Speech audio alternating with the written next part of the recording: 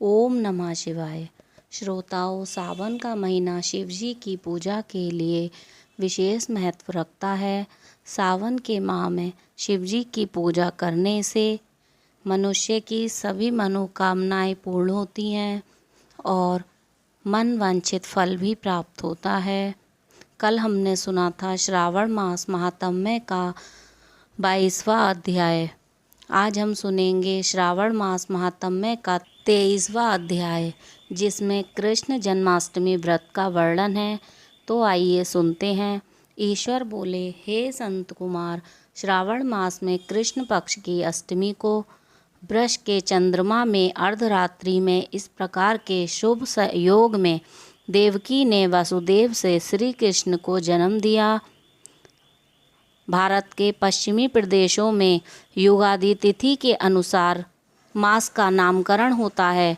अतः श्रावण कृष्ण अष्टमी को भाद्रपद अष्टमी समझना चाहिए। सूर्य के सिंह राशि में प्रवेश करने पर इस श्रेष्ठ महोत्सव को करना चाहिए। सप्तमी के दिन अल्प आहार करें। इस दिन दंत धावन करके उपवास के नियम का पालन करें और जितेंद्रिय होकर रात में शयन करें। जो मनुष्य केवल उपवास के द्वारा कृष्ण जन्माष्टमी का दिन व्यतीत करता है, वह 7 जन्मों में किए गए पापों से मुक्त हो जाता है। इसमें संदेह नहीं है। पापों से मुक्त होकर गुणों के साथ जो वास होता है, उसी को सभी भोगों से रहित उपवास जानना चाहिए। अष्टमी के दिन नदी आदि के निर्मल जल में तिलों से स्नान करके किसी उत्तम स्थान में देवकी का सुंदर सूतिका गृह बनाना चाहिए, जो अनेक वर्ण के वस्त्रों, कलशों, फूलों, फलों तथा दीपों से सुशोभित हो और चंदन तथा अगरू से सुवासित हो। उसमें हरिवंश पुराण के अनुसार गोकुल लीला की रचना करें और उसे बाजों की ध्वनियों तथा नृत्य गीत आदि मंगलों से सदा युक्त रखें। उस गृह के मध्य में षष्ठी देवी की प्रतिमा सहित स्वर्ण, चांदी, ताम्र, पीतल, मिट्टी, काष्ठ अथवा मणि की अनेक रंगों से लिखी हुई श्री कृष्ण की प्रतिमा स्थापित करें। वहाँ 8 शल्य वाले पलंग के ऊपर सभी शुभ लक्षणों से संपन्न प्रसूतावस्था वाली देवी की मूर्ति रखकर उन सबको एक मंच पर स्थापित करें और उस पलंग में स्तनपान करते हुए सुप्त बाल रूप श्री कृष्ण को भी स्थापित करें। उस सूतिका गृह में एक स्थान पर कन्या को जन्म दी हुई यशोदा को भी कृष्ण के समीप रखें। साथ ही साथ हाथ जोड़े हुए देवताओं, यक्षों, विद्याधरों तथा अन्य 2 देव योनियों को भी लिखें और वहीं पर खड़ग तथा ढाल धारण करके खड़े हुए वासुदेव को भी रखें।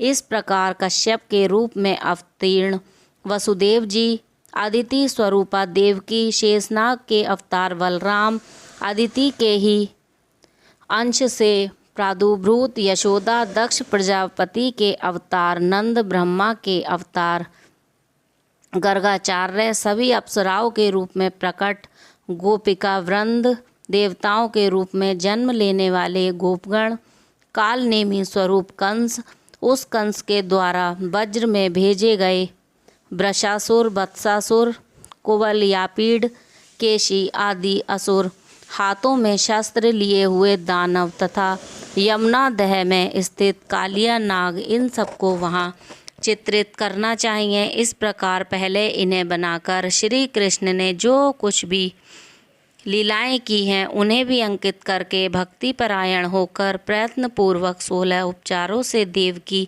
इस मंत्र के द्वारा उनकी पूजा करनी चाहिए।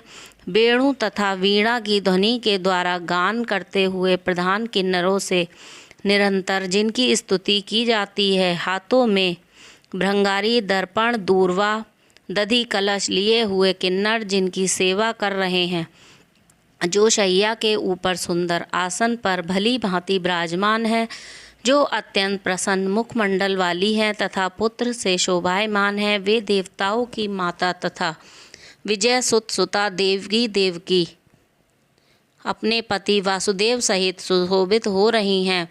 उसके बाद विधि जानने वाले मनुष्य को चाहिए कि आदि में प्रणव तथा अंत में नमा से युक्त करके अलग अलग सभी के नामों का उच्चारण करके सभी पापों से मुक्ति के लिए देवकी, वासुदेव, बलदेव, नंद तथा यशोदा की पृथक पृथक पूजा करनी चाहिए। उसके बाद चंद्रमा के उदय होने पर श्री हरि का स्मरण करते हुए चंद्रमा को अर्घ्य प्रदान करें। इस प्रकार कहना चाहिए, हे क्षीर सागर से प्रादुर्भूत, हे अत्रि गोत्र में उत्पन्न, आपको नमस्कार है।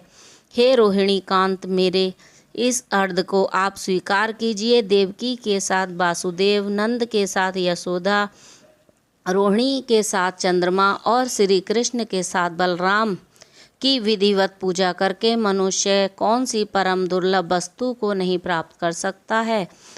कृष्णाष्टमी का व्रत 1 करोड़ एकादशी व्रत के समान होता है। इस प्रकार से उस रात पूजन करके प्रातः नवमी तिथि को भगवती का जन्म महोत्सव वैसे ही मनाना चाहिए जैसे श्री कृष्ण का हुआ था। उसके बाद भक्ति पूर्वक ब्राह्मणों को भोजन कराना चाहिए और उन्हें जो जो अभीष्ट हों गोधन आदि प्रदान करना चाहिए। उस समय यह कहना चाहिए, श्री कृष्ण मेरे ऊपर प्रसन्न हो। गौ तथा ब्राह्मण का हित करने वाले आप वासुदेव को नमस्कार है, शांति हो, कल्याण हो, ऐसा कहकर उनका विसर्जन कर देना चाहिए। उसके बाद मौन होकर बंधु बांधवों के साथ भोजन करना चाहिए। इस प्रकार जो प्रत्येक वर्ष विधान पूर्वक कृष्ण तथा भक्ति का जन्म महोत्सव मनाता है वह यथोक्त फल प्राप्त करता है। उसे पुत्र, संतान, आरोग्य तथा अतुल सौभाग्य प्राप्त होता है। वह इस लोक में धार्मिक बुद्धि वाला होकर मृत्यु के बाद वैकुंठ को जाता है। हे संत कुमार, अब इसके उद्यापन का वर्णन करूँगा। इसे किसी पुण्य दिन में विधि पूर्वक करें।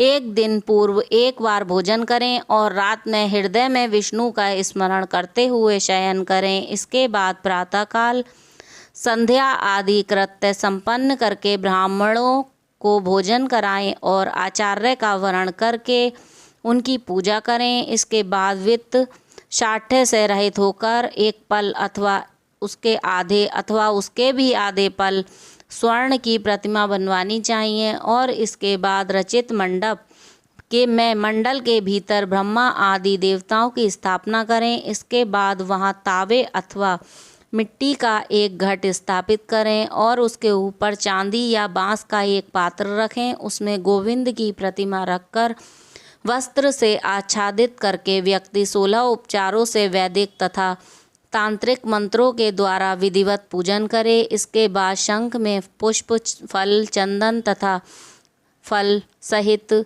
शुद्ध जल लेकर पृथ्वी पर घुटने टेक कर यह कहते हुए देवकी सहित भगवान श्री कृष्ण को अर्घ्य प्रदान करें। कंस के वध के लिए, पृथ्वी का भार उतारने के लिए, कौरवों के विनाश के लिए तथा दैत्यों के संहार के लिए आपने अवतार लिया है। हे हरे, मेरे द्वारा प्रदत्त इस अर्घ्य को आप देवकी सहित ग्रहण करें। इसके बाद बुद्धिमान को चाहिए कि चंद्रमा को पूर्वोक्त विधि से अर्घ्य प्रदान करें। पुनः भगवान से प्रार्थना करें, हे जगन्नाथ, हे देवकी पुत्र, हे प्रभु, हे वासुदेव पुत्र, हे अनंत, आपको नमस्कार है। भवसागर से मेरी रक्षा कीजिए। इस प्रकार देवेश्वर से प्रार्थना करके रात्रि में जागरण करना चाहिए। पुनः प्रातःकाल शुद्ध जल में स्नान करके जनार्दन का पूजन खीर, तिल और घृत से मूल मंत्र के द्वारा भक्ति पूर्वक 108 आहुति देकर पुरुष सूक्त से हवन करें। होम शेष संपन्न करने के अनंतर आभूषण तथा वस्त्र आदि से आचार्य की पूजा करनी चाहिए। उसके बाद व्रत की संपूर्णता के लिए दूध देने वाली सरल स्वभाव वाली बछड़े से युक्त उत्तम लक्षणों से संपन्न सोने की सींग, चांदी के खुर, कांस्य की दोहनी, मोती की पूंछ, ताम्र की पीठ तथा सोने के घंटे से अलंकृत की हुई एक कपिला गौ को वस्त्र से आच्छादित करके दक्षिणा सहित दान करना चाहिए। इस प्रकार दान करने से व्रत संपूर्णता को प्राप्त होता है। कपिला गौ के अभाव में अन्य गौ भी दी जा सकती है। इसके बाद ऋषियों को यथा योग्य दक्षिणा प्रदान करें। इसके बाद 8 ब्राह्मणों को भोजन कराएं और उन्हें भी दक्षिणा दें। पुनः सावधान होकर जल से परिपूर्ण कलश ब्राह्मणों को प्रदान करें और उनसे आज्ञा लेकर अपने बंधुओं के साथ भोजन करें। हे ब्रह्मपुत्र, इस प्रकार व्रत का उद्यापन कृत्य करने पर वह बुद्धिमान मनुष्य उसी क्षण पाप रहित हो जाता है और पुत्र पौत्र से युक्त तथा धन धान्य से संपन्न होकर बहुत समय तक सुखों का उपभोग कर अंत में वैकुंठ को प्राप्त होता है। इसी के साथ श्रावण मास महात्म्य का 23वां अध्याय पूर्ण हुआ। कल हम सुनेंगे श्रावण मास महात्म्य का 24वां अध्याय। अगर आप चाहते हैं कि हम आप तक इस तरह की वीडियो लाते रहें तो वीडियो को लाइक करें, चैनल को सब्सक्राइब करें और कमेंट में लिखें ओम नमः शिवाय।